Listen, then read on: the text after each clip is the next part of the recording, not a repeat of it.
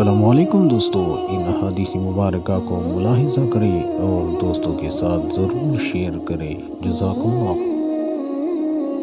مشکوٰۃ المصابیح حدیث نمبر 92۔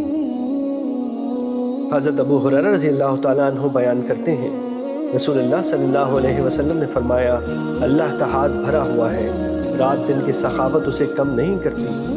تم نے دیکھا کہ اس نے زمین و آسمان کی تخلیق کے وقت سے جو خرچ کیا، اس نے اس کے ہاتھ کے خزانے میں کوئی کمی نہیں کی، اور اس کا عرش پانی پر ہے، اور میزان اس کے ہاتھ میں، وہ اسے پست کرتا اور بلند کرتا ہے۔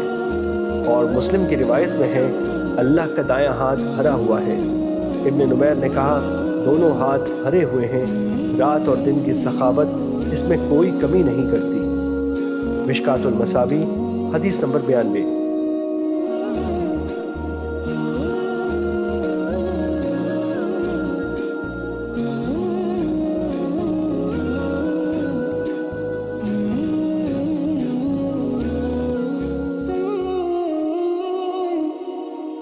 مشکوٰۃ المصابیح حدیث نمبر 93۔ حضرت ابو ہریرہ رضی اللہ تعالیٰ عنہ بیان کرتے ہیں، رسول اللہ صلی اللہ علیہ وسلم سے مشرکین کی اولاد کے بارے میں دریافت کیا گیا تو آپ صلی اللہ علیہ وسلم نے فرمایا، ان کے اعمال کے متعلق اللہ بہتر جانتا ہے۔ مشکوٰۃ المصابیح حدیث نمبر 93۔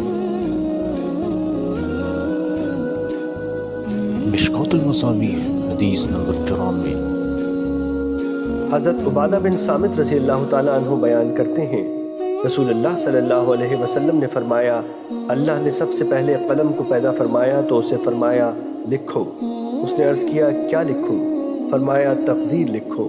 اس نے جو کچھ ہو چکا تھا اور جو کچھ ہونا تھا سب لکھ دیا۔ مشکوٰۃ المصابیح حدیث نمبر 94۔